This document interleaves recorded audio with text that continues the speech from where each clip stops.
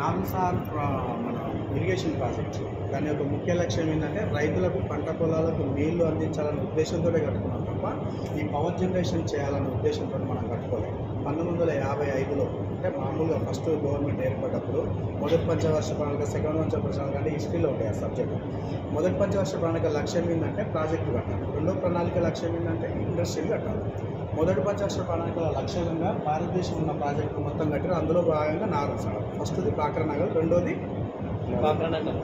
ఫస్ట్ది బాక్రానగర్, రెండోది నాగార్జున సాగర్.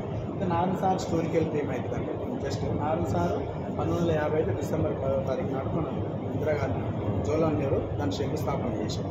1967 ఆగస్టు 4న ఇందిరాగాంధీ 2 కెనాల్స్ని అంటే రైట్ అండ్ లెఫ్ట్ కెనాల్స్ అంటే గేట్ల నిర్మాణం వరకే దాన్ని పూర్తయింది, శంకుస్థాపన చేసిన అంటే ప్రారంభోత్సవం చేసినారు. అయితే దీనికి 2 కెనాల్స్ ఉంటాయి, రైట్ కెనాల్ ఒకటి, లెఫ్ట్ కెనాల్ ఒకటి. రైట్ కెనాల్ అంటే ఇక్కడ నాగర్సాగర్ పవర్ ప్లాంట్ యొక్క మెయిన్ ఎక్కడ అంటే 815 మెగావాట్ల కరెంటు జనరేషన్ చేస్తారు. దీనికి రైట్ కెనాల్, లెఫ్ట్ కెనాల్ ఉంది, అక్కడ కూడా 90 మెగావాట్ల కరెంటు తయారు చేస్తారు. లెఫ్ట్ కెనాల్ 64 మెగావాట్ల కరెంటు తయారు చేస్తారు. ఎలాగైనా రైతులకు పంట పొలాలకు నీళ్ళు వదులుతున్నాం కదా, వదిలే వాటర్ని ఎందుకు వేస్ట్ చేయాలి, పవర్ జనరేషన్ చేసుకొని పంపుతారు. ఎందుకంటే ఓన్లీ టర్బైన్ నుంచి బయటకు వస్తుంది, పొల్యూషన్ కాదు. ఇక్కడ 815, అక్కడ 90, అక్కడ 64, 3 టర్బైన్స్ ఉంటాయి అక్కడ. Each one turbine 30 megawatts, each one turbine 32, 64, 90. ఇక్కడ 815. ఇక్కడ 8 టర్బైన్స్ ఉన్నాయి. First turbine India turbine, BHEL bell company turbine. కింద ఉన్న 7 టర్బైన్స్ మేడ్ ఇన్ జపాన్. ఈ జపాన్ టర్బైన్స్కి ఇండియన్ టర్బైన్స్కి డిఫరెన్స్ ఏంటంటే మన జపాన్ టర్బైన్స్కి ఏమో రివర్సబుల్ టెక్నాలజీ ఉంటుంది, ఇండియన్ టర్బైన్కు రివర్సబుల్ టెక్నాలజీ ఉండదు. What is meaning reversible technology అనేది నేను చెప్తాను తర్వాత.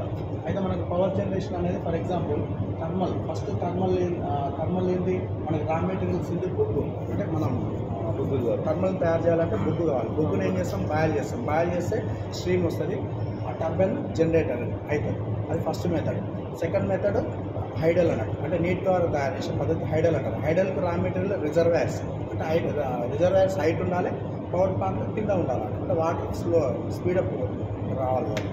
థర్డ్ సోలార్, దానికి రా మెటీరియల్ సన్ తర్వాత సోలార్ మిడిల్స్ పవర్ జనరేషన్. న్యూక్లియర్, దానికి raw materials radioactive materials ఉంటాయి.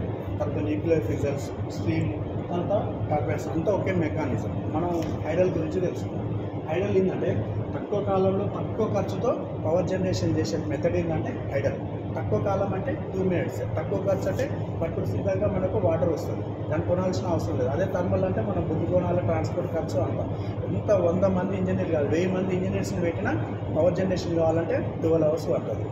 అది 3 మెథడ్స్. ఈ హైడల్కి మాత్రం ఓన్లీ 2 minutes. అక్కడ మనం గేట్ ఓపెన్ చేస్తాం, వాటర్ వస్తే టర్బైన్ జనరేషన్ అయితే వితిన్ 2 minutesలో మనం పవర్ జనరేషన్ చేసుకోవచ్చు. సరే ఫర్ ఎగ్జాంపుల్ ఇక్కడ మనిషి ఉంది కదా, అక్కడ ప్రజెంట్ ఏదో ఉన్నాం, మన కిందికి 4 ఫ్లోర్లు ఉంటాయి. మనం ఇదంతా జస్ట్ డెమో ఊహించుకోవాలి. ఇదంతా రిజర్వాయర్, వాటర్ రిజర్వాయర్, ఇదంతా వాటర్ రిజర్వాయర్. దీని ఇంకా బ్యాక్ సైడ్ వాటర్ ఉంటుంది. ఇదంతా ఏంటంటే ఎలక్ట్రికల్ లాంగ్వేజ్లో ఇదంతా పెన్ స్టాక్. ఈ పైప్ ఉందా, ఈ పైప్ని పెన్ స్టాక్ అంటారు. దీని అంటే రిజర్వాయర్ నుండి మన ఈ పెన్ స్టాక్ అంటే టర్బైన్లోకి వచ్చే వాటర్ని ఆపడానికి ఒక గేట్ అంటారు. దీనికి గేట్ ఉంటుంది, దాని అంటే పెన్ స్టాక్ గేట్ అంటారు. ఇది టర్బైన్, ఆ జనరేటర్, ఇది స్టాప్ రాడు, తర్వాత రూటర్ అట్లా ఉంటుంది, వైండింగ్, ఐస్ కాంటర్, ఇదంతా ఇక్కడ ప్యారడైజ్ లా సిస్టమ్ ప్రకారం పవర్ జనరేషన్ అవుతుంది. ఇదంతా ఏంటంటే డ్రాప్ ట్యూబ్ అని. ఈ ట్యూబ్ ఉందా అంటే టర్బైన్ నుంచి రిజర్వాయర్లకు బయటకు వచ్చే వాటర్ని ఈ ఎల్లాకారంలో ఉన్న దాన్ని డ్రాప్ ట్యూబ్ అంటారు. Electrical language. మనం ఏం చేస్తామంటే ఇక్కడ ఉన్న ఇంజనీర్స్ ఏం చేస్తుంటే కమాండ్ ఇస్తాం. ఆటోమేటిక్ గేట్స్ ఉన్నాయా, గేట్ ఇట్లా బటన్ నొక్కగానే గేట్ ఓపెన్ అవుతుంది. అదేవిధంగా MCRలో ఉన్న మెయిన్ కంట్రోల్ రూమ్లో ఉన్న ఇంజనీర్స్ ఏం చేస్తారంటే వాళ్ళు కమాండ్ ఇవ్వడం వల్ల ఇది టర్బైన్, ఇది రిజర్వాయర్, ఇట్లా పైప్ వేయటం వల్ల ఉంటుంది అన్నమాట, స్లోప్ ఉంటుంది. ఇక్కడ గేట్ ఓపెన్ కావడం అంటే కమాండ్ వల్ల గేట్ పైకి లేస్తుంది, పైకి అంటే పక్కకి జరగదు, పైకి లేవడం వల్ల వాటర్ ఫోర్స్గా వచ్చి ఆ టర్బైన్ చుట్టూ అంటే తిరుగుతుంటాయి వాటర్. దీనికి వాటర్ గేట్స్ ఉంటుంది ఇట్లా, అంటే ఓపెన్గా మనం చూస్తే అర్థమవుతుంది. అంటే అది బయట తీసిన అర్థమవుతుంది. వాటర్ గేట్స్ ఇట్లా ఉంటుంది. ఆ వాటర్ స్పీడ్గా తిరగడం వల్ల ఈ వాటర్ గేట్స్ టచ్ కావడం వల్ల టర్బైన్ రన్ అవుతుంది. ఆ టర్బైన్కి ఫిక్స్ అయ్యి సాఫ్ట్వేర్ ఉంటుంది, దానివల్ల రూటర్ తిరగడం వల్ల పవర్ జనరేషన్. ఇదంతా 8 టర్బైన్స్ ఫార్వర్డ్ అన్నమాట. డ్యామ్లో ఉన్న వాటర్ను రిజర్వాయర్లకు, అంటే డ్యామ్లో ఉన్న వాటర్ను రివర్లకు మనం ముందుకు పంపిస్తాం, అప్పుడే పవర్ జనరేషన్ అవుతుంది. ఇదే విధంగా మనం పవర్ జనరేషన్ చేస్తే డ్యామ్లో ఉన్న 312 టీఎంసీల వాటర్ను వితిన్ 1 మంత్లో అయిపోతుంది. మన లక్ష్యం ఏంది? Nagur sir project irrigation project అంటే పవర్ లేకపోయినా బయట కొనుక్కుంటాం, కానీ నీళ్ళు లేకపోతే మనకు కొన్ని ఇబ్బంది అయిపోతుంది. కాబట్టి ఆ లక్ష్యంతో మనం ఏం చేస్తామంటే ఇక్కడ నుంచి సత్రసాల వరకు వాటర్ని స్టోరేజ్ చేస్తాం. ఎంత వాటర్ అంటే 7 టీఎంసీల వాటర్ని స్టోరేజ్ చేసి టర్బైన్ రివర్స్ కమాండింగ్ చేయడం వల్ల టర్బైన్ రివర్స్ తిరుగుతుంది. 40 కిలోమీటర్ల దూరంలో వాటర్ని మళ్ళీ రివర్సిబుల్ తీసుకొచ్చి మనకి డ్యామ్లో పంపుతుంది ఈ జపాన్ టర్బైన్స్. ఇండియన్ టర్బైన్ మాత్రం రివర్సిబుల్ టెక్నాలజీ లేదు. అయితే దీంట్లో ఇది ఒక మెథడ్ ఏంటంటే పవర్ జనరేషన్ అయితే 105 మెగావాట్ల కరెంట్ తయారైంది. పంపింగ్ చేస్తున్నాం మనం అంటే రివర్లో ఉన్న వాటర్, కృష్ణానదిలో ఉన్న వాటర్ని మనం డ్యామ్లో పంపుతున్నప్పుడు 110 మెగావాట్ల కరెంట్ కాదు అంటే 5 మెగావాట్ల కరెంట్ నష్టపోతుంది. అప్పుడు ఏం చేస్తుందంటే that is a corporation demand supply సూత్రాన్ని పాటిస్తారు. డిమాండ్ సప్లై అంటే విలువ పాత్ర సంబంధం. అంటే డిమాండ్ సప్లై ఎక్కువ ఉన్నప్పుడు డిమాండ్ తక్కువ ఉంటుంది, డిమాండ్ ఎక్కువ ఉంటే సప్లై ఉంటుంది. మార్కెట్లోకి 100 కేజీలు టమాటాలు వస్తే ఏమవుతుంది? 10 రూపాయల కేజీ అవుతుంది.